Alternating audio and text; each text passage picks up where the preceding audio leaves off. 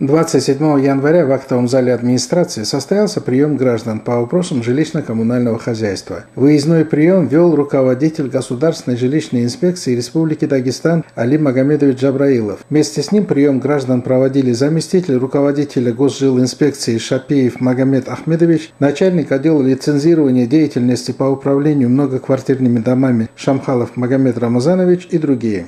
Также на приеме присутствовали начальник управления жилищно-коммунального хозяйства города Мурат Халимбеков, главный архитектор города Расул Ханов, руководители управляющих компаний и другие. За время приема Али Магомедович принял 10 человек. Вопросы в основном касались обслуживания жилищного фонда, в частности отсутствие тепла, не вывозят мусор и ряд других вопросов. Руководитель Госжилинспекции Али Джабраилов дал интервью по результатам приема. Представители Госжилинспекции взяли на учет все вопросы, с которыми в этот день обращались горожане. Некоторые вопросы решались на месте, более сложные взяты на заметку, и в сроки, определенные законом, каждый из заявителей получит исчерпывающий ответ на свой вопрос.